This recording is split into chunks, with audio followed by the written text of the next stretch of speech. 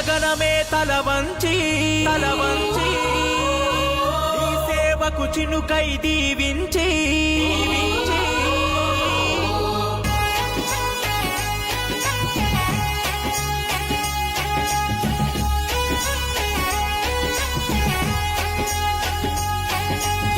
మీ అందరికీ కూడా కంగ్రాచులేషన్స్. మన స్టేట్లోనే జనగాం జిల్లా 2వ స్థానంలో ఉన్నందుకు మీ అందరికీ కూడా కంగ్రాచులేషన్స్ తెలియజేస్తున్నాం. ఈరోజు స్టేట్లోనే 2వ స్థాయి మనకు సెకండ్ ర్యాంక్ రావడానికి అందులో ముఖ్య పాత్ర వహించిన మన పెద్దలు సిఎం గారికి నేను అభినందనలు తెలియజేస్తున్నాను. అలాగే ప్రతి ఒక్కరు కూడా బిఎల్ఏలు అలాగే ప్రతి 10 బూత్లకు గాను ఒక అబ్జర్వర్లుగా సూపర్వైజర్లుగా ఉండి పనిచేసిన ప్రతి సూపర్వైజర్కి బిఎల్ఏలకు అందరికీ కూడా నేను హృదయపూర్వక నమస్కారాలు కంగ్రాచులేషన్స్ తెలియజేస్తున్నాను. మీరందరూ కూడా ఇంటింటికి వెళ్ళి బిఎల్ఓలతో వెళ్ళి మీరందరూ ప్రతి ఇంటింటికి వెళ్ళి 100% చేసినందుకే ఈ రిజల్ట్ వచ్చింది అని చెప్పేసి నేను నమ్ముతున్నాను. మరి ఈ ఫస్ట్ ఫేజ్ అయితే కంప్లీట్ చేసుకున్నాం. మరి ఇంతలో అయిపోయిందా? సినిమా ఇంటర్వెల్లో ఉన్నాం మనం, క్లైమాక్స్ దాకా వెళ్ళలేదు. ఓన్లీ ఇంటర్వెల్కి సెకండ్ ఫేజ్లోకి ఎంటర్ అవుతున్నాం. సెకండ్ ఫేజ్ ఎంటర్ అవుతున్నామంటే నా ఉద్దేశం మనం జనగామ జిల్లా అంటే కేవలం 12 మండలాలు కాదు. ఈ ఎస్ఐఆర్లో మాత్రం 3 నియోజకవర్గాలు కంప్లీట్గా మన జనగామ జిల్లాకే వస్తుంది. కాబట్టి 7,66,000 ఏదైతే ఓటర్లు ఉన్నారో అందులో మనం ఎన్రోల్ చేసింది 7,03,000 అని చెప్పేసి రిపోర్ట్ రావడం జరిగింది. అంటే 63,000 ఇంకా కూడా ఎన్రోల్ కాలేదు. అంటే యాబ్సెంట్, ఏడీఎస్ఎస్ యాబ్సెంట్, అలాగే షిఫ్టింగ్, డెత్, ఇవన్నీ కూడా మనం చాలా సీరియస్గా తీసుకొని అసలు చేయాల్సిన పని ఇప్పుడు సెకండ్ ఫేజ్లో ఉంది. కాబట్టి మీరు రిలాక్స్ అవ్వకుండా మళ్ళీ అదే ఉత్సాహంతో మీరు ఈ కార్యక్రమాన్ని చాలా సీరియస్గా తీసుకొని చేయాల్సిందిగా మిమ్మల్ని కోరుతున్నాను. మనం గతంలో ఎస్ఐఆర్కి సంబంధించి చాలా మీటింగ్లు కండక్ట్ చేసుకున్నాం. ఇప్పటికీ మీకు మొత్తం అవగాహన వచ్చేసింది. మరి మీరు నెక్స్ట్ చేసేది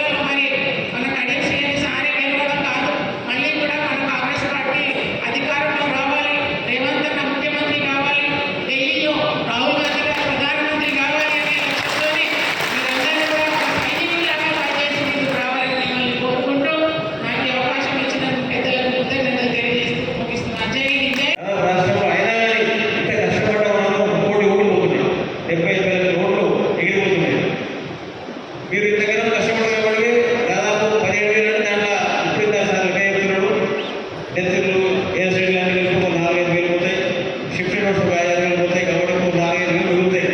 అవి కూడా చూడండి ఏం చేయాలి, పార్టీ 14-15 తారీఖు నాడు మాకు డిసిషన్ తీసుకుంటారు, డ్యూ మ్యాప్ ఉంటుంది. ఆ తర్వాత మీనాక్షి మేడం, పీసీ రెడ్డి గారు అందరూ మా సూచనలు సలహా ఇస్తారు. దాన్ని బట్టి మనకు ట్రైనింగ్ ఉంటుంది. ఇప్పుడంటే ఉండదు. దాన్ని బట్టి మేమంతా వచ్చి వల్ల ఈ సూచనలు సలహా ఇస్తాం. ఎందుకంటే ఇలా కాంగ్రెస్ పార్టీ మీ అందరికీ తెలుసు ఎట్లా పనిచేస్తా ఉన్నారు. ఇలా మీ అందరికీ ఇలా రేవంత్ వచ్చిన కాడి నుంచి ఇప్పటిదాకా ఈ కాంగ్రెస్ పార్టీలో ఎన్నో మార్పులు చేతులు వచ్చినాయి. డిసిప్లైన్గా పనిచేస్తా ఉన్నారు అందరూ. ఇలా మేము ప్రతిసారి మీటింగ్ ఫుల్ ప్లానింగ్ ఉంటుంది. ఇక్కడ చాలా కాన్ఫరెన్స్లో అడుగుతుంది. ఇక్కడ మీకు డిసిప్లైన్స్ ఉంటుంది, ఉంటుంది. ఇక్కడ మాత్రం డిసిప్లైన్గా ఉంది. మీరు అందరూ ఇంతకాలం పనిచేస్తుంది. మీ అందరూ కూడా పేరు పేరు ధన్యవాదాలు. ఎందుకంటే ఇదే డిసిప్లిన్ అందరూ నేర్చుకోవాలి. రాష్ట్ర ప్రభుత్వం నేర్చుకోవాలి. ప్రతి ఒక్క లీడర్లు నేర్చుకోవాలి. ఇట్లా కూర్చోవాలి, మీటింగ్ ఎట్లా చేయాలి, మన నాయకులు ఎట్లా నడిపించాలి, నాయకులు మాట ఎట్లా శిరస వహించాలని దాంట్లో అందరం మనం పాటించాలి. పూజ తప్పకుండా. నేను ఇప్పటికి నేను కార్యకర్తనే, ఇప్పటికి నేను కూడా లీడర్గా భావిస్తలేను. నేను ఎందుకంటే ప్రతిరోజు ప్రతి మీటింగ్ పోతా నేను. ఎందుకంటే ముఖ్యమంత్రి గారి మీటింగ్ పోతే కింద వస్తుంటా. కానీ ఎక్కడైనా సింపుల్గా కూర్చుంటాం, మా పని మేము చేసుకుంటాం. ఇక్కడ ఎందుకు లోగా పోలేదంటే మన నాయకుడు మీ అందరినీ బాగా మోటివేట్ చేస్తూ ఉంటారు ఈ ఎస్ఐఆర్ మీద. కాబట్టి వేరే పాలకొట్టి కానీ ఆకాంక్ష రోజు 20 రోజులు తిరిగినాం. తిరిగి ఒక్కొక్కరికి ట్రైనింగ్ ఇచ్చినాం, క్లస్టర్ విద్యార్థి ట్రైనింగ్ ఇచ్చినాం, బిఎల్ఏ ట్రైనింగ్ ఇచ్చినాం, బిఎల్ఓతో మాట్లాడినాం, కలెక్టర్తో మాట్లాడినాం. కానీ ఇక్కడ మాకు పనే పడ్డాం. ఇక్కడ పనే రాలేదు, మాకు అవసరం రాలేదు. ఎందుకంటే సార్ మీ అందరి మీద మంచి ట్రైనింగ్ ఇచ్చి బిఎల్ఏలకు, బిఎల్ఓలకు, ఆ తర్వాత కలెక్టర్లకు అందరికీ సార్ సుపీరియర్ కాబట్టి అందరూ వాళ్ళ మాట్లాడటం కాబట్టి ఇక్కడ జరిగిన పరిణామం చాలా మంచిది. ఈ రాష్ట్రంలో పెద్ద పేరు వస్తుంది. తర్వాత మీకు అప్రిషియేషన్ ఉంటుంది. మీనాక్షి మేడం కూడా మరోసారికి రావచ్చు కూడా. ఎందుకంటే ఆమె ఎక్కడెక్కడైతే పనిచేసి వాళ్ళందరూ సన్మానం చేయాలనుకుంటుంది. అదేవిధంగా రాహుల్ గాంధీ గారికి ఫోటో దించాలనుకుంటుంది. ఇక్కడ ఎన్ని గుర్తున్నాయి సార్? 100% అయినాయి. 100% గుర్తున్నాయి. ఇక్కడ మేడం ఇక్కడే పిలిపిద్దాం. పిలిపించి మీ అందరితో మాట్లాడేసి మేము ఒకసారి అప్రిషియేషన్ చేయించి చేద్దామనుకుంటున్నాం. అదేవిధంగా కాంగ్రెస్ పార్టీ రాబోయే రోజుల్లో కాంగ్రెస్ పార్టీ వస్తుంది, మన మనమే గెలిచేది, మన అధికారం వస్తుంది మళ్ళా. ఎందుకంటే తెలుసు మీ అందరికీ టీఆర్ఎస్ 10 సంవత్సరాలు ఉంటే అబద్ధాలు చెప్పేది ఏం పని చేయలేదు. అది మనం వచ్చిన తర్వాత ప్రజల కోసం, ప్రజల సంక్షేమం కోసం పనిచేస్తా ఉన్నాం. సన్నబియ్యం పెద్ద అచీవ్మెంట్ మనకు. ఇలా సన్నబియ్యం పెద్ద అచీవ్మెంట్. తర్వాత ఇందులో వీళ్ళు చాలా పెద్ద డిమాండ్ సబ్జెక్ట్ ఉంటుంది. ఆ తర్వాత ration card, 200 units current free, bus free, సంక్షేమ పథకాలు చాలా ఉన్నాయి. కాబట్టి SC, ST, BC, minorities, corporate schools, Telangana public schools, integrated schools, ఇవన్నీ చాలా సంక్షేమ పథకాలు ఉన్నాయి. అదేవిధంగా మనకు చిన్న ఈ సంవత్సరం ఎలినో వచ్చింది. ఈ సంవత్సరం వర్షాల గురించి తక్కువ కాబట్టి నీటిని అదుపు కూడా చేయాల్సి వస్తుంది, పంట మార్పిడి చేయాల్సి వస్తుంది. రైతులందరూ అందరూ కూడా అవగాహన ఒకసారి మన ఎమ్మెల్యే గారు అందరికీ కూడా ఒకసారి చెప్పాల్సి వస్తుంది. ఎందుకంటే ఈ సంవత్సరం బాగా కరువు వస్తుంది. వచ్చే సెప్టెంబర్ దాకా వర్షాలు లేవంటారు. నిన్న సీఎం గారు మా కాన్సెన్స్ సాగర్ కాన్సెన్స్ గురించి పూజ కూడా చేసి ఉంటాయని చేశారు. ఏదేమైనా సరే నీటి మీద మీరందరూ కొద్దిగా అందరికీ అవగాహన కల్పించి బోర్లు డ్రై అయిపోతుంది. కరెంట్ 5 to 5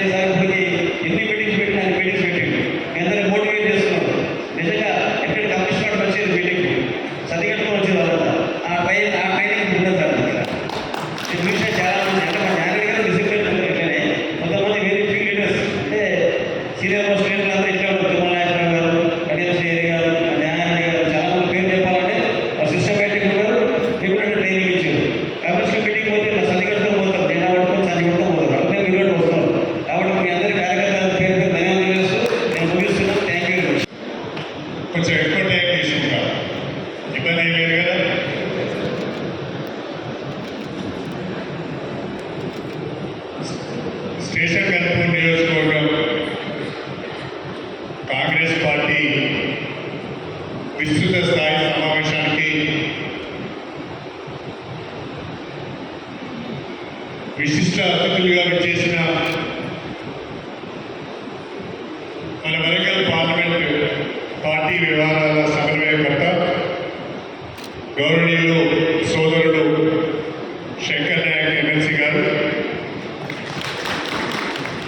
మన జనగామ జిల్లా డిసిసి అధ్యక్షురాలు సోదరి లకావత్ ధన్వంతి గారు,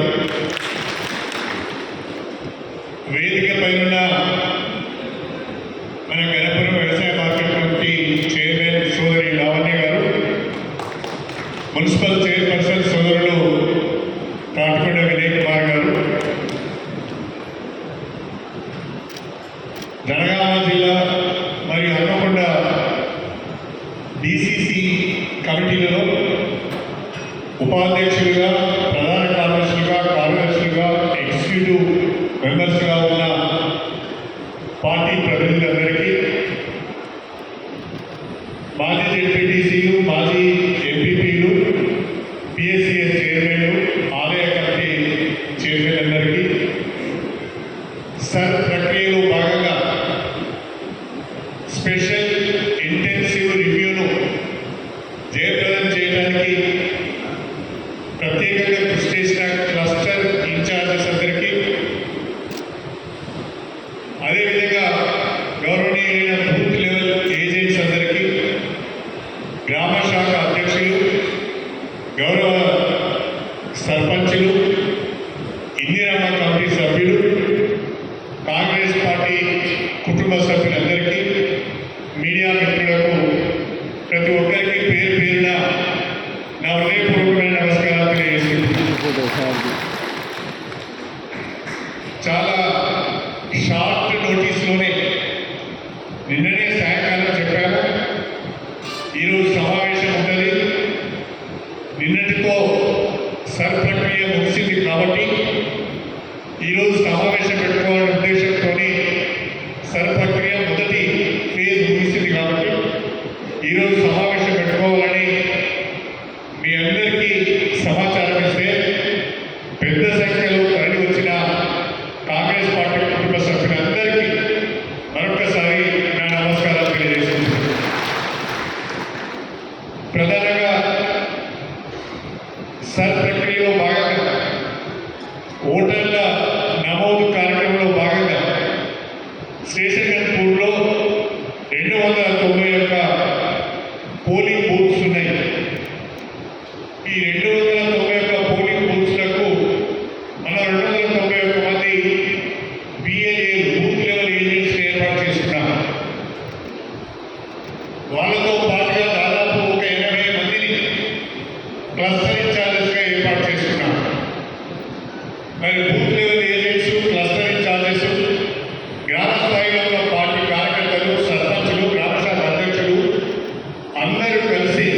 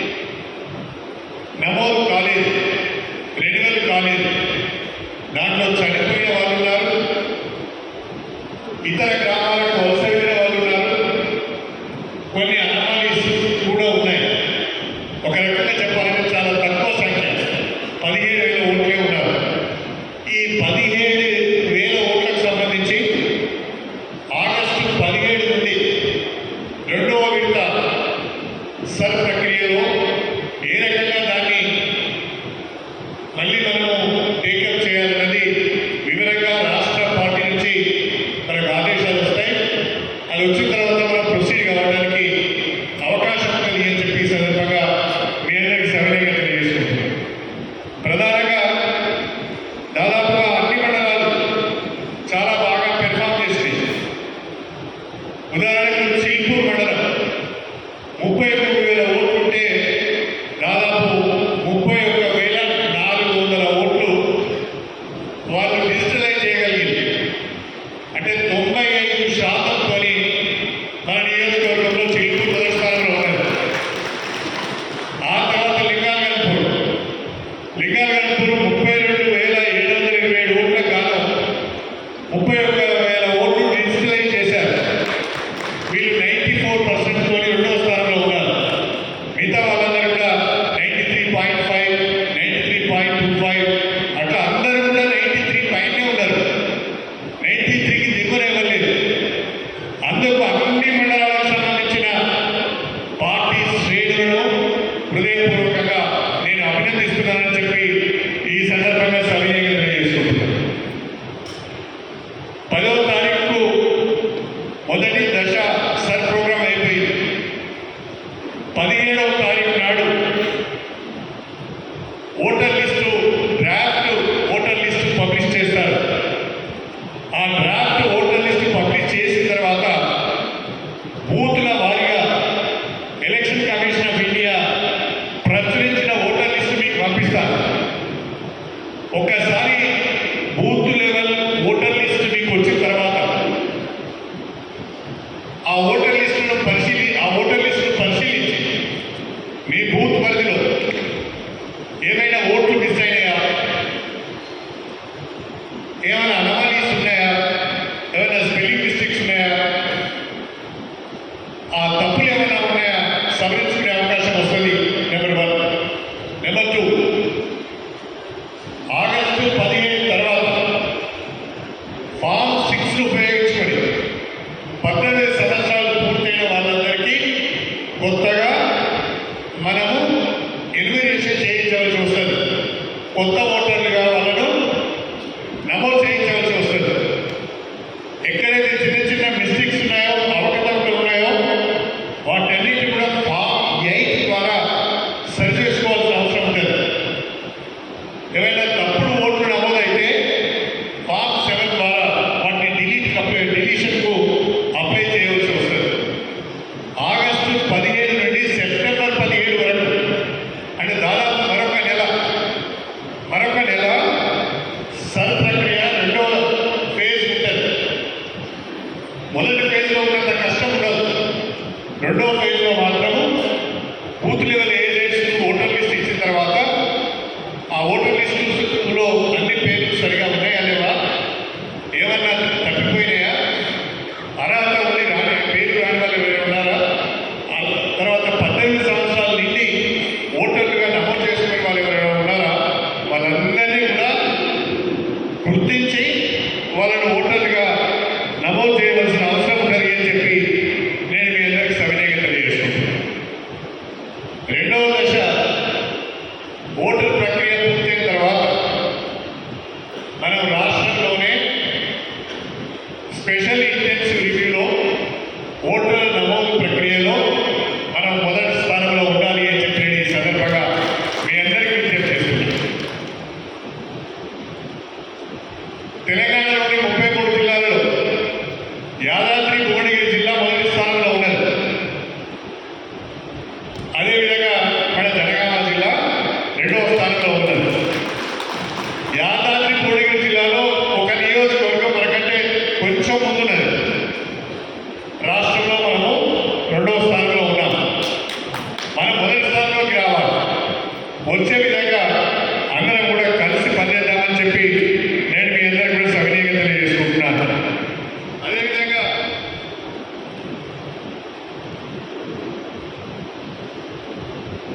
అదేవిధంగా మీకు 17 ఆగస్టు తర్వాత ఫామ్ 6, ఫామ్ 7, ఫామ్ 8తో పాటుగా ఓటర్ లిస్ట్ కూడా మీకు అందజేయడం జరుగుతుంది.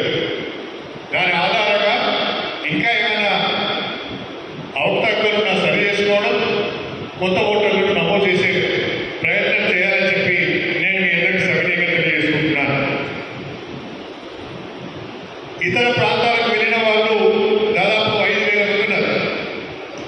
వాళ్ళు ఒకవేళ మన గ్రామంలోనే ఓటు కోరుకుంటూ ఉంటే వాళ్ళకి మన గ్రామంలోనే ఓటు ఇప్పించే ప్రయత్నం చేయాలి. వేరే గ్రామాలకు వలస వెళ్ళిన వాళ్ళు ఇక్కడ ఇల్లు ఉంటుంది, ఇక్కడ వ్యవసాయం ఉంటుంది, వేరే గ్రామంలో ఓటు నమోదు చేసుకుంటారు.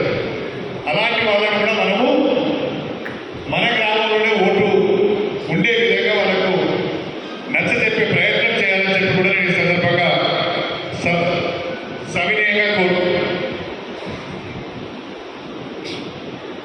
రెండవది, రాష్ట్రంలో కాంగ్రెస్ ప్రభుత్వం వచ్చిన తర్వాత పెద్ద ఎత్తున ఇందిరమ్మ ఇల్లు నిర్మాణం చేపట్టారు.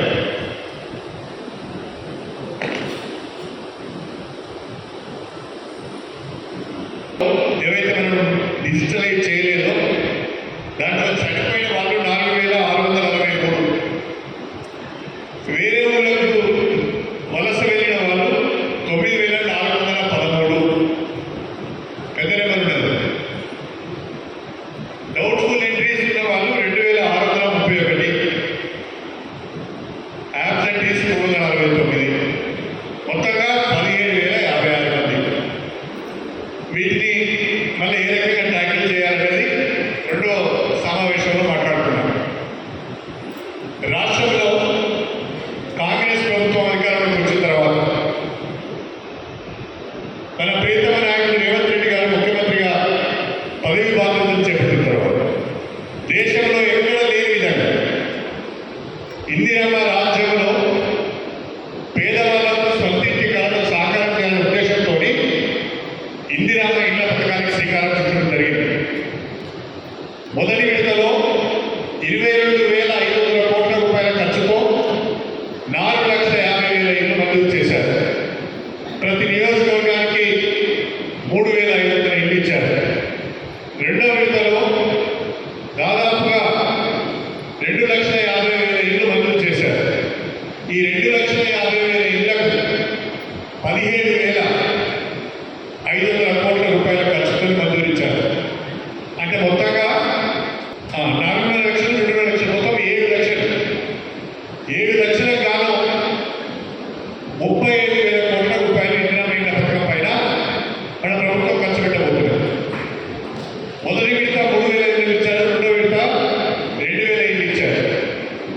దీంట్లో ఒక చిన్న ఏంటి అంటే ఈ 2,000 ఇళ్లలో కూడా 500 ఇళ్ళు ప్రత్యేకంగా గతంలో ఇల్లు మంజూరై గతంలో ఏదైనా ఇంటి పథకం కింద ఇల్లు మంజూరై ఆ ఇల్లు అసంపూర్తిగా ఉంటే బేస్మెంట్ కాడుకో లెంటల్ కాడుకో స్లాబ్ కాడుకో వచ్చి ఆగిపోయి ఉంటే ఆ ఇళ్లను ప్రత్యేకంగా తీసుకోమన్నారు. మీ గ్రామాలలో గతంలో ఏదైనా స్కీమ్లో ఇల్లు మంజూరై వాళ్ళకు ఆర్థికంగా వెళ్ళక వెసులుబాటు కాక ఎవరైతే మధ్యలో ఇల్లు వదిలేసిందో ఆ పేర్లను కూడా మీరు లిస్ట్ అవుట్ చేయాలి. లిస్ట్ అవుట్ చేసి హౌసింగ్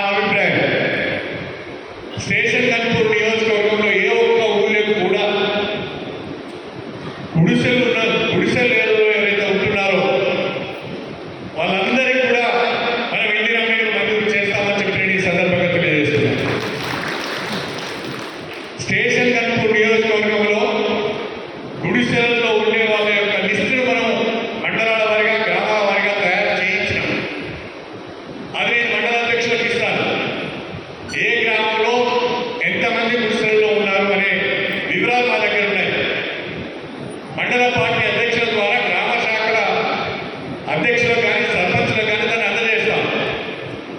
నేను గ్రామ శాఖల అధ్యక్షులు సర్పంచులను ప్రత్యేకంగా కోరేది ఏంటంటే, మీ గ్రామంలో ప్రభుత్వము చేసిన సర్వే ప్రకారము 5 గుడిసెలు 6 గుడిసెలు ఉంటే అవి వెరిఫై చేయాలి. వాళ్ళ దగ్గరికి మీరు పోవాలి, వాళ్ళతో మాట్లాడాలి. నీకు ఇందిరమైన ఇష్టం, నువ్వు కట్టుకుంటావు కదా అని అడగాలి. ఇంకెవరైనా 1-2 ఇల్లు అందులో కవర్ కాకపోతే వాటికి ఆ పేరు కూడా మీరు మన లిస్టులో తయారు చేసి పంపించాలి. అన్ని గ్రామాలలో ప్రత్యేకంగా గౌరవ సర్పంచులను, గ్రామశాఖ అధ్యక్షులను, ఇందిరమ్మ కమిటీ సభ్యులను నేను ప్రత్యేకంగా కోరేది ఏంటంటే 2 విషయాలు. ఒకటి, గతంలో ఇల్లు మంజూరయ్యి ఇల్లు కట్టుకుని వాళ్ళు ఎవరైతే ఉన్నారో వాళ్ళని గుర్తించి హౌసింగ్ డిపార్ట్మెంట్ చెప్పి ఎస్టిమేట్ చేయించి వాళ్ళకి కొత్త శాంక్షన్ ఇప్పించాలి. రెండోది, మన గ్రామంలో ఎవరైతే ఇల్లు లేని నిరుపేదలు ఉన్నారో, పూరి పురుషులలో ఉంటున్నారో వాళ్ళని గుర్తించి వాళ్ళ లిస్టు నాకు పంపించి వాళ్ళందరికీ ఇందిరమ్మ ఇల్లు మంజూరు చేయించాలి. గుడిసెలు లేని నియోజకవర్గంగా స్టేషన్ కనుక నియోజకవర్గాన్ని తీర్చిదిద్దాలనేది నా ఆలోచన అని చెప్పి నేను మీకు సవినయంగా చేసింది. నేను చేసిన సర్వే ప్రకారం 300 గుడిసెలు కరెక్ట్గా వచ్చింది. అది మీకు మళ్ళా మండలాధ్యక్షుల ద్వారా గ్రామాల వారిగా మీకు ఇస్తాం. అది కరెక్టేనా కాదని చెకప్ చేయండి. ఇంకేమైనా ఎక్కువ ఉంటే వాళ్ళ పేరు కూడా దాంట్లో యాడ్ చేయండి.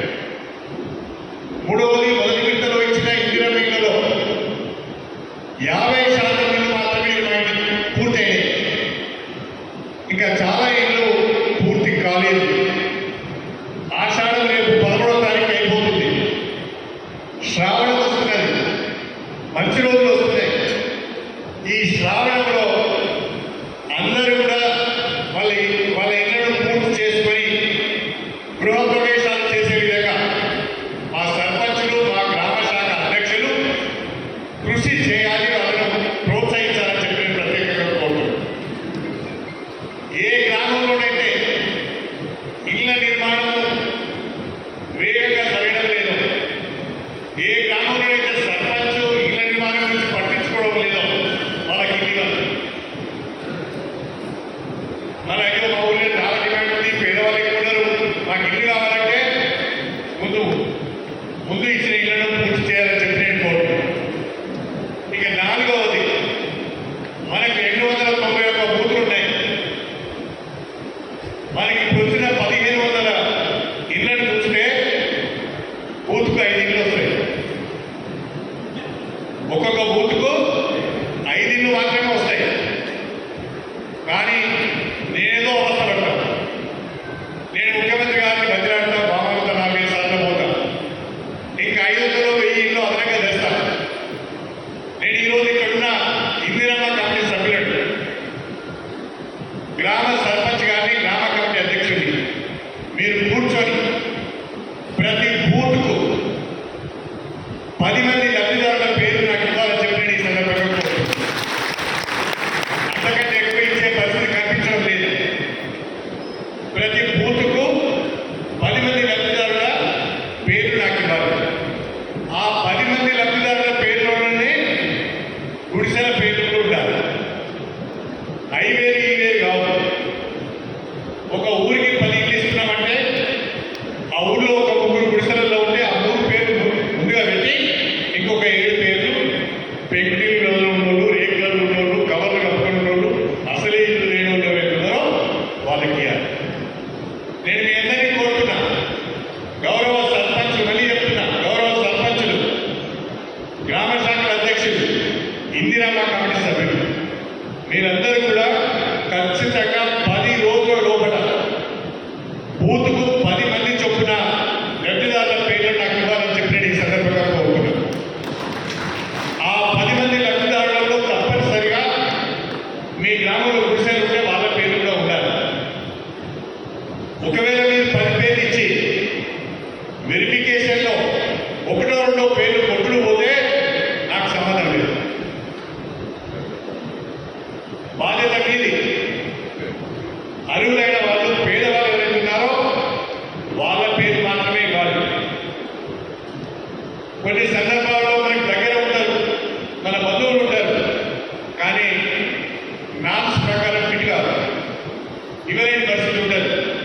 మీరు ఒకవేళ మీ పేరు పెట్టినా ఇక్కడ వెరిఫికేషన్ అది కొట్టుకుపోతుంది. మొదటి దశలో నేను చాలా మంది చూశాను. ఒక 15-20 ఊళ్ళలో ఓ 40-30 ఇల్లు ఇచ్చింది, సగానికి సగం కొట్టుకుపోయి వెరిఫికేషన్ నిలబడలేదు. ఈసారి ఆ పొరపాటు జరగదు. కాబట్టి ఇందిరమ్మ కమిటీ సభ్యులు ప్రత్యేకంగా ఈ సమావేశానికి పిలిచారు.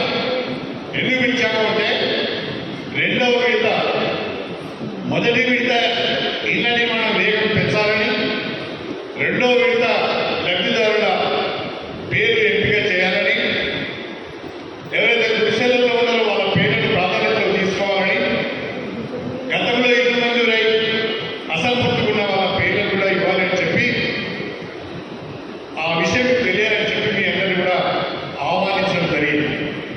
దయచేసి ఇందిరమ్మ ఇళ్ల పథకాన్ని మనం వాడుకోవాలి. గ్రామాలలో బ్రహ్మాండమైన డిమాండ్ ఉన్నది. దాదాపు నేను ఒక 40-50 గ్రామాలలో ఇందిరమ్మ ఇళ్ల గృహప్రవేశం చేశాను. ఎంత బ్రహ్మాండంగా ఉన్నారండి. మనం ఇచ్చింది 5 లక్షలు. వాళ్ళు కూడా దాదాపుగా వాళ్ళు కష్టపడ్డారు. భార్య భర్తలు పనిచేసిళ్ళు, ఇంకా కొన్ని డబ్బులు కూడా కలుపుకొని బ్రహ్మాండంగా ఇల్లు కట్టుకున్నారు. నేను అడిగిన దీనికి ఎక్కువ ఖర్చు అవుతుంది కదా అంటే, సార్ మళ్ళీ కట్టబోతావా, ఏదో అవస్థ పట్టడం కట్టుకున్నామని అంటున్నారు. నాకు చాలా సంతోషం అనిపించింది.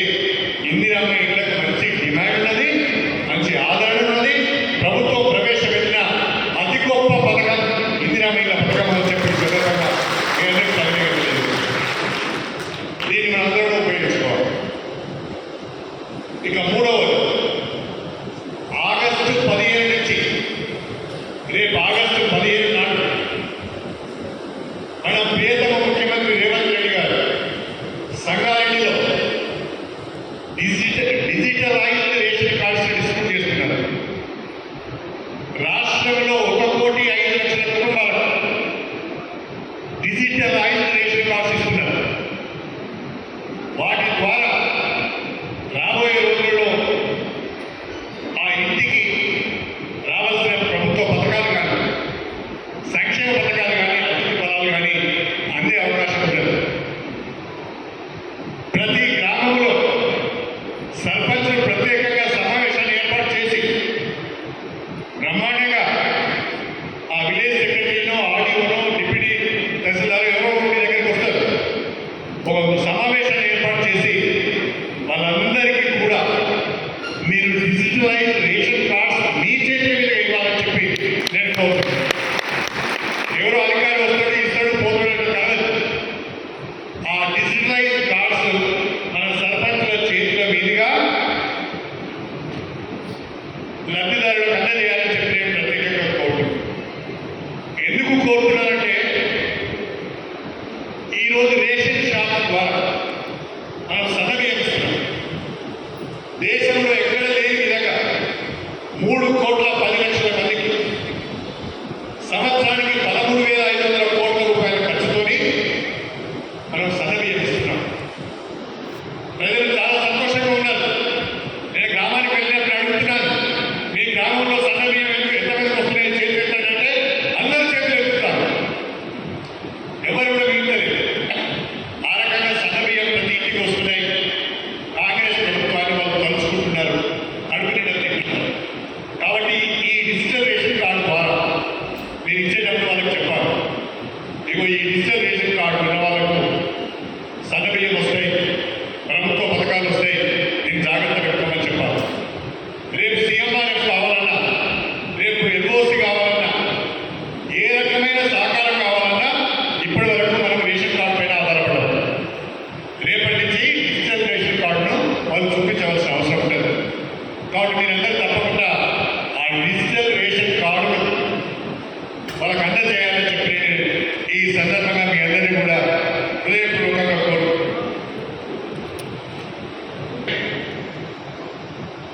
మన ధనవంతి గారు చెప్పారు, నేను మీ అందరినీ కోరేది ఒకటి, పార్టీ నిర్మాణము పటిష్టంగా ఉంటే పార్టీ బలంగా ఉంటుంది. పార్టీ నిర్మాణం బలంగా లేకపోతే పార్టీ కూడా బలంగా ఉండదు. చాలా రోజుల తర్వాత కాంగ్రెస్ పార్టీ మన నాయకులు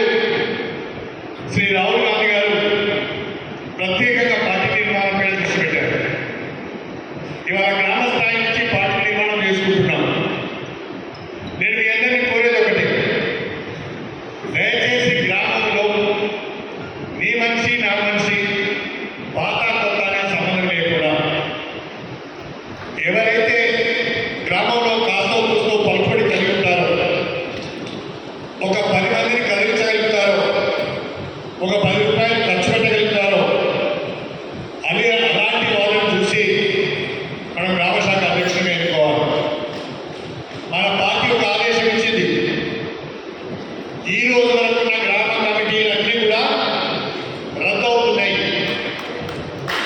ఈ రోజు వరకు ఉన్న గ్రామ కమిటీలన్నీ కూడా రద్దవుతున్నాయి. కొత్త కమిటీలను మనం ఎన్నుకోవాలి. అన్ని గ్రామాల్లో కూడా కొత్త కమిటీలను ఎన్నుకోవాలి. ఆ కొత్త కమిటీని ఎన్నుకునే సందర్భంగా నేను ఇంతకుముందు చెప్పినట్టుగా ఊళ్ళో పలుబడి ఉండి 10 మందిని కూడగట్టగలిగే పరిస్థితిలో ఉండి 10 రూపాయలు ఖర్చు పెట్టుకునే పరిస్థితి ఉండి ఆ గ్రామంలో ప్రధాన కులానికి చెందిన వారే ఉంటే ఇంకా బాగుంటుంది. వీటన్నిటిని దృష్టిలో పెట్టుకొని గ్రామ కమిటీని ఎంపిక చేయాలని చెప్పి నేను ఈ సందర్భంలో కోరుతున్నాను.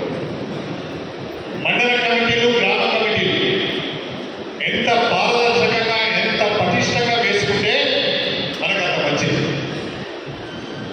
మనకు పునాదులు గ్రామ కమిటీ, ఆ పునాదులు బలంగా ఉండాలని చెప్పి నేను మీ అందరినీ కోరుతున్నాను. నేను మండల పార్టీ అధ్యక్షులందరికీ ఒక విజ్ఞప్తి చేస్తున్నాను. మండల పార్టీ అధ్యక్షులు జిల్లా పార్టీ నుంచి వచ్చిన కమిటీలను సూపర్వైజ్ చేసే నాయకులతో సమన్వయం చేసుకొని మండలంలోని అన్ని గ్రామాలలో రోజుకు 3 లేదా 4 గ్రామాలు పర్యటించి గ్రామంలో కార్యకర్తలను సమావేశపరిచి వాళ్ళ అభిప్రాయం మేరకే గ్రామ కమిటీలు వేయాలి. గ్రామంలో ఏకగ్రీవంగా అందరి ముందుకు వచ్చి ఒక పేరు చెప్తే ఆయనే మన గ్రామ శాఖ అధ్యక్షుడు, రెండవ పేరుకు అవకాశం లేదు. ఒకవేళ ఏదైనా గ్రామంలో పోటీ జరిగితే ప్రాధాన్యత క్రమంలో 1, 2, 3 పేర్లు తీసుకోండి, జిల్లా కమిటీ పంపిద్దాం, జిల్లా కమిటీ ఫైనలైజ్ చేస్తుంది. ఎక్కడైతే సాధ్యమైనంత మేరకు మండల పార్టీ అధ్యక్షుల నాయకత్వంలో మీరు గ్రామాలకు వెళ్తున్నారు కాబట్టి అక్కడ కార్యకర్తలందరినీ కూడా సమన్వయపరిచి, సంతృప్తిపరిచి కమిటీలు ఏకగ్రీవంగా అయ్యేటట్టుగా చూడాలని చెప్పి నేను ప్రత్యేకంగా కోరుతున్నాను. ఏదైనా కారణాల వల్ల కాకపోతే ప్రాధాన్యత క్రమంలో 1, 2, 3 పేర్లు జిల్లా కమిటీకి పంపించవలసిందిగా నేను విజ్ఞప్తి చేస్తున్నాను. ఇవాళ 11వ తారీఖు, 17వ తారీఖు నుండి 2వ విడత సర్ ప్రక్రియ ప్రారంభమైంది. కాబట్టి 17వ తారీఖు లోపలనే అన్ని మండలాలలో అన్ని గ్రామ కమిటీలు అయిపోవాలని చెప్పి నేను ఈ సందర్భంగా మీ అందరికీ సవినయంగా తెలియజేస్తున్నాను. రేపటి నుంచి అయినా, రేపటి నుంచి, ఎల్లుండి నుంచి అయితే ఎల్లుండి నుంచి మీరు షెడ్యూల్ వేసుకొని అన్ని గ్రామాలలో తిరిగి దయచేసి అందరినీ కూర్చుండబెట్టి అందరి అభిప్రాయం మేరకు కమిటీలు వేయాలి. నా దగ్గర కాంప్లైంట్ రావద్దు. నా దగ్గర కాంప్లైంట్ వస్తుంది అంటే మీరు తప్పు చేస్తున్నట్టు లెక్క. ఏ టీం ఎంత బాగా పనిచేస్తుందో చూద్దాం. పోటీ, మండల అధ్యక్షుల నాయకత్వంలో పనిచేసే టీంలకు పోటీ, బయట నుంచి వచ్చిన వాళ్ళు ఎంత బాగా పనిచేస్తారో వాళ్ళకు కూడా ఇది ఒక పరీక్ష. బ్రహ్మాండమైన గ్రామ కమిటీలను వేసుకోవాలని చెప్పి నేను ఈ సందర్భంగా ప్రత్యేకంగా కోరుతున్నాను. మండల కమిటీలను కూడా పూర్తి స్థాయిలో మనం కమిటీ వేసుకోవాలి. మండల స్థాయిలో అన్ని సెంట్రల్ ఆర్గనైజేషన్స్, అనుబంధ సంఘాలన్నింటినీ కూడా మనం వేసుకోవాలి. ఎంత తొందరగా వేసుకుంటే అంత మంచిది. మనం నానబెట్టిన కొద్దీ అనవసరంగా గొడవ తయారవుతుంది. ఎంత తొందరగా గ్రామ కమిటీలు, మండల కమిటీలు, అనుబంధ సంఘాలను వేసుకుంటే అంత మంచిది అని చెప్పినట్టు ఈ సందర్భంగా మీ అందరికీ సవినయంగా తెలియజేస్తుంది. దయచేసి మీరందరూ కూడా కాంగ్రెస్ పార్టీ కుటుంబ సభ్యులు. ఇవాళ వాతావరణం మీరు చూస్తున్నారు. దేశంలో వాతావరణం బీజేపీకి వ్యతిరేకంగా, నరేంద్ర మోడీకి వ్యతిరేకంగా, రాహుల్ గాంధీకి అనుకూలంగా, కాంగ్రెస్ పార్టీకి అనుకూలంగా మారుతున్నది. మీరు గమనిస్తున్నారని నేను అనుకుంటున్నాను. మొన్నటికి మొన్న నీట్ పరీక్ష జరిగినప్పుడు ఆ పరీక్షలో అవసరంలో జరిగాయని, అర్హులైన వాళ్ళకు సీట్లు రాలేదని చెప్పి విద్యార్థులు, యువత ఢిల్లీలో జంతర్ మంతర్ దగ్గర ఏ రకంగా ఆందోళన తీసుకుని మీ అందరూ చూశారు. చివరికి కేంద్ర ప్రభుత్వం దిగి వచ్చి వాళ్ళ తప్పులు సరిదిద్దుకోవాల్సిన పరిస్థితి వచ్చింది. వాళ్ళ కండగా మన ప్రియతమ నాయకుడు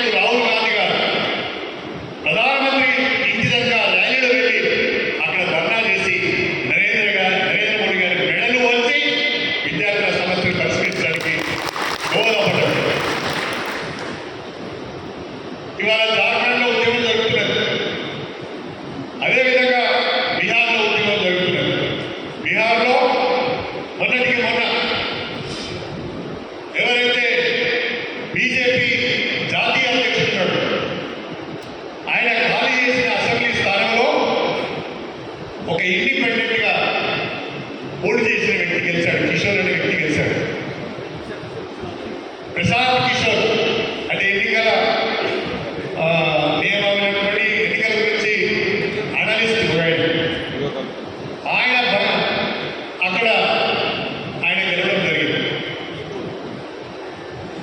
అంటే దేశవ్యాప్తంగా బీజేపీకి ఎందుకు లేదంటున్నారు. నరేంద్ర మోడీ నాయకత్వాన్ని సవాల్ చేసేవారు లేదంటున్నారు. 4వసారి కూడా నరేంద్ర మోడీ గారి అధికారంలోకి వస్తారని బీజేపీ వాళ్ళు కలలు వెళ్ళారు. కానీ యువత తలుచుకుంటే, విద్యార్థులు తలుచుకుంటే, ప్రజలు తలుచుకుంటే ఇది సాధ్యం కాదని తేలిపోయింది. ప్రజలందరూ, దేశ ప్రజలందరూ రాహుల్ గాంధీ వైపు చూస్తున్నారు. కాంగ్రెస్ పార్టీ ద్వారానే ప్రజాస్వామ్యం కాపాడబడుతుంది. కాంగ్రెస్ పార్టీ ద్వారానే బలహీన వర్గాలకు న్యాయం జరుగుతుంది. కాంగ్రెస్ పార్టీ ద్వారానే రాజ్యాంగం పరిరక్షింపబడుతుంది అని ఒక నమ్మకం ఇవాళ ప్రజల్లో వచ్చింది. ఇవాళ దేశంలో ఉన్న ఎస్సీలు, ఎస్టీలు, మైనారిటీలు, బలహీన వర్గాల వాళ్ళందరూ ఇవాళ కాంగ్రెస్ పార్టీ వైపు చూస్తున్నారు. రాహుల్ గాంధీ నాయకత్వం వైపు చూస్తున్నారు. రాహుల్ గాంధీ ప్రధానమంత్రి కావాలని చెప్పి ఇవాళ ప్రతి ఒక్కరు కోరుకుంటున్నారు. అలాంటి పరిస్థితుల్లో భారతీయ జనతా పార్టీ యొక్క గ్రాఫ్ మెల్లమెల్లగా పడిపోతున్నది, బలహీనపడుతున్నారు. తెలంగాణలో భారతీయ జనతా పార్టీకి అసలు ఏమాత్రం కూడా ఆశలు లేవు. వెస్ట్ బెంగాల్లో గెలిచాము, నెక్స్ట్ తెలంగాణ అని చెప్పి భారతీయ జనతా పార్టీ చక్కగా కొట్టుకుంటున్నది తప్ప స్టేషన్ గారి నియోజకవర్గంలో వాళ్ళకు 8 నుంచి 10,000 ఓట్లు కూడా పడాయి. తెలంగాణలో ఏనాడు కూడా భారతీయ జనతా పార్టీ అధికారంలోకి రాలేదు, రాదు అని చెప్పి ఈ సందర్భంగా తెలియదు. రేపు ఎప్పుడు ఎన్నికలు వచ్చినా పోటీ మనకు టీఆర్ఎస్కే ఉంటుంది. భారతీయ జనతా పార్టీ 3వ స్థానానికి వెళ్ళాల్సిందే. అది పోటీ అన్ని స్థానాల్లో పోటీ ఇచ్చే పరిస్థితి కూడా లేదు.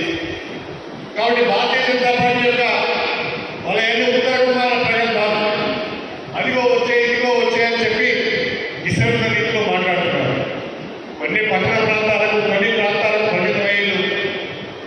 మొన్న 8 అసెంబ్లీ స్థానాలు వచ్చినాయి. ఇంకా 8 నిలబెట్టుకుంటే చాలా గొప్ప. పార్లమెంట్ ఎన్నికలు, అసెంబ్లీ ఎన్నికలు వేరుగా వస్తే 8 పార్లమెంట్ స్థానాలకు రావాలి. కాబట్టి మనం కాంగ్రెస్ పార్టీ కుటుంబ సభ్యులమైన మనమందరం కూడా బ్రహ్మాండమైన అభివృద్ధి సంక్షేమ కార్యక్రమాలు చేస్తున్నాం. వాటిని ప్రజలకు తీసుకువెళ్ళాలి. వాటికి బహుళ ప్రచారాన్ని కల్పించాలి. 6 గ్యారెంటీలు, 6 గ్యారెంటీలు అని మాట్లాడుతున్నారు. దాదాపుగా చెప్పిన ప్రధాన గ్యారెంటీలన్నీ కూడా మనం అమలు చేస్తున్నాం. మహాలక్ష్మి ద్వారా ఆర్టీసీ బస్సులలో ఉచిత ప్రయాణం, గృహజ్యోతి ద్వారా గ్రామాల్లో ఉచిత విద్యుత్ సరఫరా, ఇందిరమ్మ ఇళ్ల ద్వారా ఇళ్ల పథకం, సన్నబియ్యం ఇస్తున్నాం, పెన్షన్లు ఇస్తున్నాం. రేపు చేయిత కార్యక్రమం కింద మరొక 2,50,000 పెన్షన్లు ఇవ్వబోతున్నాం. దయచేసి గౌరవ సర్పంచ్, గ్రామ కమిటీ అధ్యక్షులందరికీ నా విజ్ఞప్తి, రాష్ట్రంలో 2,50,000 కొత్త పెన్షన్లు ఇవ్వబోతున్నాం. ఒక్క వృద్ధాప్య పెన్షన్లు తప్ప వితంతు పెన్షన్లు, ఒంటరి మహిళల పెన్షన్లు, వికలాంగుల పెన్షన్లు, తలసేమియా పేషెంట్స్, డయాలసిస్ పేషెంట్స్,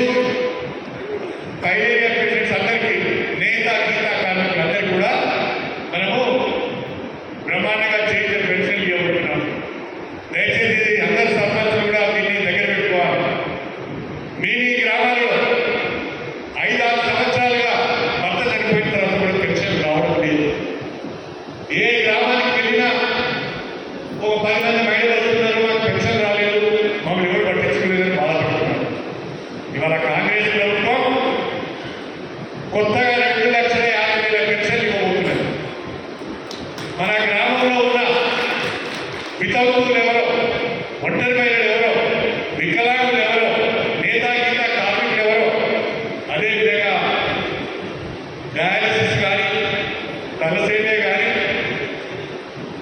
నేత అంటే గీతా నేత, ఆ రకంగా అందరినీ కూడా మీరు ఐడెంటిఫై చేసి వాళ్ళపై మీరు దరఖాస్తు పెట్టాలి.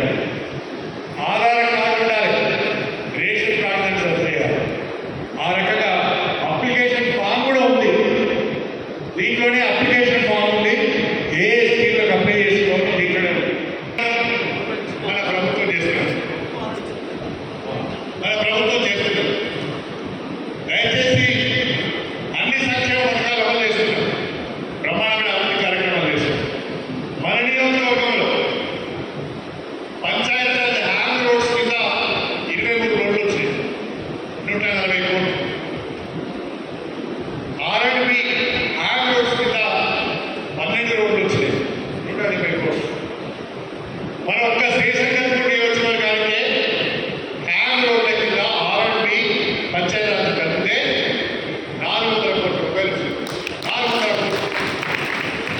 అవి కాకుండా ఇవాళ నీటిపారుదల పనులు, ఇరిగేషన్కి సంబంధించిన పనులు జరుగుతున్నాయి, హాస్పిటల్ నిర్మాణం జరుగుతున్నది, అదేవిధంగా ఇంటిగ్రేటెడ్ ఆఫీస్ కాంప్లెక్స్ నిర్మాణం జరుగుతున్నది, బ్రహ్మాండంగా ఇంటిగ్రేటెడ్ స్కూల్ నిర్మాణం జరుగుతున్నది. ప్రతి గ్రామంలో కూడా ఏదో ఒక పని జరుగుతుంది. ఇందిరా మిల్ నిర్మాణం కావచ్చు, గ్రామ పంచాయతీ బిల్డింగ్స్ కావచ్చు, వివో బిల్డింగ్స్ కావచ్చు, హెల్త్ సబ్ సెంటర్స్ కావచ్చు, సిసి రోడ్స్ కావచ్చు, లేదా సైడ్ రేట్లు కావచ్చు, ఏదో ఒక పని ఇవాళ గ్రామంలో జరుగుతుంది. దాదాపు 1600 కోట్ల రూపాయలతో ఇవాళ శ్రీశంకరపూర్ నియోజకవర్గంలో బ్రహ్మాండంగా అభివృద్ధి కార్యక్రమాలు జరుగుతుంది. ఒక్క శ్రీశంకరపూర్ నియోజకవర్గంలోనే కాదు, రాష్ట్ర వ్యాప్తంగా మనం జరుగుతుంది. కానీ BRS party, BJP party, Congress ప్రభుత్వం పైన, కాంగ్రెస్ పార్టీ పైన విషం కక్కుతుంది. ప్రతిరోజు లేవగానే అసత్యపు వార్తలని వాళ్ళు పెంచి పోషిస్తున్నా, వాళ్ళు డబ్బులు ఇచ్చి నడిపిస్తున్న యూట్యూబ్ల ద్వారా ప్రజల్లోకి తప్పుడు సంకేతాలు తీసుకుంటున్నారు, తప్పుడు సమాచారం తీసుకుంటున్నారు. దీన్ని తిప్పుకోవాల్సిన బాధ్యత మనపైన ఉన్నది. ఎవడో పెట్టింది మనకేం లేదు. సోనియా గాంధీ పైన, రాహుల్ గాంధీ పైన, ఖర్గే గారి పైన ఎవడైనా పోస్ట్ పెడితే మనం స్పందించాము. రేవంత్ రెడ్డి గారి పైన, మహేష్ కుమార్ గౌడ్ పైన, మీనాక్షి పైన, నటరాజన్ పైన ఎవరైనా పోస్ట్ పెడితే మనం స్పందించాం. మీ ఎమ్మెల్యే మీద ఎవరైనా పోస్ట్ పెడితే మనం స్పందించాం. ఏమంటే వాళ్ళ కాంగ్రెస్ పార్టీలో ఉన్నాం, కాంగ్రెస్ పార్టీ కుటుంబ సభ్యులు చేయవలసిన పని కాదు. మనం తప్పు చేయడం, బ్రహ్మాండంగా అభివృద్ధి సంక్షేమ కార్యక్రమాలు జరుగుతున్నాం. మన నియోజకవర్గం అందులో అగ్రభాగంలో ఉన్నాం. సమర్థవంతంగా తల ఎత్తుకొని మీరు సమాధానం చెప్పాలి. వాళ్ళు చేస్తున్న తప్పు ప్రచారాన్ని తిట్టుకుంటారు. అది సమర్థవంతంగా మీరు చేయాలని చెప్పి నేను ప్రత్యేకంగా కోరుకుంటున్నాను. అన్నిటికంటే మించి మన పార్టీ వాళ్ళ మీద పోస్టులు పెడతారు.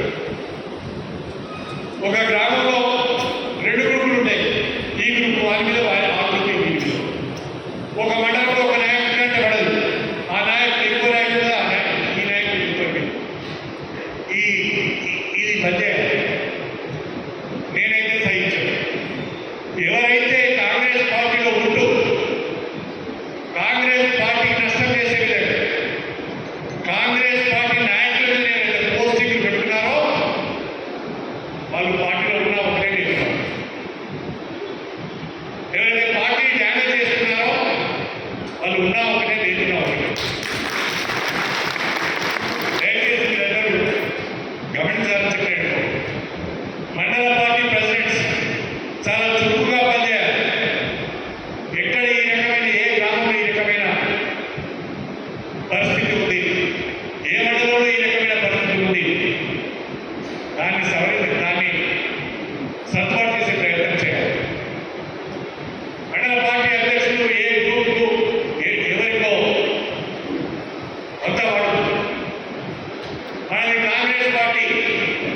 కాంగ్రెస్ పార్టీకి కట్టుబడి మాత్రమే పనిచేయాలి. కడియం శ్రీ ఏ పార్టీలో ఉన్నా చాలా మంది అంటారు ఆయన తెలుగుదేశం ఉంటే, టీఆర్ఎస్ ఉంటే, కాంగ్రెస్ ఉంటుంది. కానీ కడియం శ్రీ ఉన్న ఒక లక్షణం ఏంటి అంటే నేను ఏ పార్టీలో ఉంటే ఆ పార్టీ నియమావళికి కట్టుబడి పనిచేస్తాను. కాంగ్రెస్ పార్టీలో ఉండి టీఆర్ఎస్ పనిచేయండి, కాంగ్రెస్ పార్టీలో ఉండి బీజేపీకి పనిచేయాలి, కాంగ్రెస్ పార్టీలో ఉండి కాంగ్రెస్ పార్టీలోకి పనిచేస్తాం. కాబట్టి మీరందరూ కూడా ఆ లక్షణాన్ని అలవర్చుకోవాలి. మనకు మనమే అపవాదులు వేసుకోవడం, ఆరోపణలు చేసుకోవడం కరెక్ట్ కాదు. ఈ సంస్కృతి శ్రేష్ఠంలో ఉండకూడదు. దాన్ని నేను సాధించాను. అన్నిటికంటే మించి మా కాంగ్రెస్ పార్టీ కుటుంబ సభ్యులు ఎవరైనా మీరు నేరుగా నన్ను కలవచ్చు, మీకున్న ఏ ఇబ్బంది అయినా నాతో మాట్లాడవచ్చు. మా మండల అధ్యక్షుడు మా సర్పంచ్లను పట్టించుకోవడం లేదని మీరు బాధపడాల్సిన అవసరం లేదు. ఎవరైనా నేరుగా నన్ను కలవచ్చు. మీ సమస్య నాకు చెప్తే నాకునైతే తప్పకుండా దాన్ని పరిష్కరిస్తానని చెప్పి నేను ఈ సందర్భంగా తెలియజేస్తాను. కాంగ్రెస్ పార్టీ కార్యకర్త ఎవరు కూడా ఏ విషయంలో కూడా భయపడాల్సిన అవసరం లేదు. ప్రభుత్వం మనది, ఎంపీ మన పార్టీ, ఎమ్మెల్యే మన పార్టీ. మన నియోజకవర్గంలో కాంగ్రెస్ పార్టీ కార్యకర్త వైపు ఎవరైనా చూడాలి అంటే వారికి ఇది పడాలి. ఆ రకంగా మీరందరూ కలిసి ఉండాలి. గ్రామాలలో అభివృద్ధి విషయంలో కానీ, సంక్షేమ విషయంలో కానీ మనం ఎవరితో గొడవ పడవలసిన అవసరం లేదు. మనం చేసిన పని అలా గుర్తించేటట్టుగా చేస్తారు. ప్రజలు అలా గుర్తుపెట్టుకుంటారు. నేను మీ అందరికీ విజ్ఞప్తి చేసేది ఒకటే, నా రాజకీయ చివరి దశలో నేను కాంగ్రెస్ పార్టీలోకి వచ్చాను. మిత్రుడు రేవంత్ రెడ్డి గారి ప్రోత్సాహం వలన, వారి ఆహ్వానం మేరకు నేను కాంగ్రెస్ పార్టీలోకి వచ్చాను. నా కోరిక ఒకటి, రేపు వచ్చే ఎన్నికల్లో స్టేషన్ గన్పూర్ నియోజకవర్గం పైన కాంగ్రెస్ పార్టీ జెండా ఎగరాలి. తెలంగాణ రాష్ట్రంలో కాంగ్రెస్ ప్రభుత్వం రావాలి. మళ్ళీ రేవంత్ రెడ్డి గారు ముఖ్యమంత్రి కావాలి అని చెప్పి నేను ఈ సందర్భంగా ఏదైతే అది నా లక్ష్యం. ఆ లక్ష్యం దిశగా నేను పనిచేస్తాను. దేశంలో బీజేపీ నడిపే శక్తి ఒక కాంగ్రెస్ పార్టీకి ఉన్నది. మరొకసారి బీజేపీ అధికారంలోకి వస్తే బలహీన వర్గాలు, షెడ్యూల్ కులాల, మైనార్టీ యొక్క భక్తులు ఉగ్గిపాలైతే చెప్పిన సందర్భంగా తెలుసు. ఈ వర్గాలపైన వాళ్ళు విషయం పట్టుకుంటారు. మనం బతకాలి అంటే, మన హక్కులు మనం సాధించుకోవాలి అంటే, ప్రజాస్వామ్య వ్యవస్థలో అందరము సమాన స్థాయిలో జీవించాలి అంటే దేశంలో కాంగ్రెస్ ప్రభుత్వం రావాలి, రాష్ట్రంలో కూడా కాంగ్రెస్ ప్రభుత్వం రావాలి అని చెప్పి నేను మీ అందరికీ కోరుతున్నాను. మన నియోజకవర్గంలో ఇప్పటి వరకు చాలా సర్వేలు చేసి ఎంతవరకు కరెక్ట్ నాకేం తెలియదు. చాలా సర్వేలు చేసి, కానీ అన్ని సర్వేల సారాంశం ఒకటే. అన్ని సర్వేల సారాంశం ఏంటంటే స్టేషన్ గన్పూర్ నియోజకవర్గంలో ఎప్పుడు ఎన్నికలు జరిగినా మళ్ళీ కాంగ్రెస్ పార్టీ గెలవబోతున్నది అని చెప్పి సర్వేలకు వస్తుంది. అది మీ అందరి సమిష్టి కృషి అని చెప్పి నేను ఈ సందర్భంగా సవినయంగా తెలియజేస్తున్నాను. మనమందరం కలిసి పార్టీని కాపాడుతున్నాం. పార్టీని మనం కాపాడితే పార్టీ మనల్ని కాపాడుతుంది. అవకాశాలు ఎన్నో అందరికీ వస్తాయి. రేపు నామినేటెడ్ పిఎస్సిఎస్ చైర్మన్లు ఉన్నాయి, రేపు జడ్పీటీసీలు ఉన్నాయి, ఎంపీపీలు ఉన్నాయి, ఇంకా అనేక రకాలైన నామినేటెడ్ పోస్టులు ఉన్నాయి. రేపు ఇంకా మన గణపురం మున్సిపల్ మార్కెట్, అదేవిధంగా జనగామ మార్కెట్ సమయంలో అయిపోతున్నది. చాలామందికి ఏదో రకమైన అవకాశాలు వస్తాయి. పార్టీ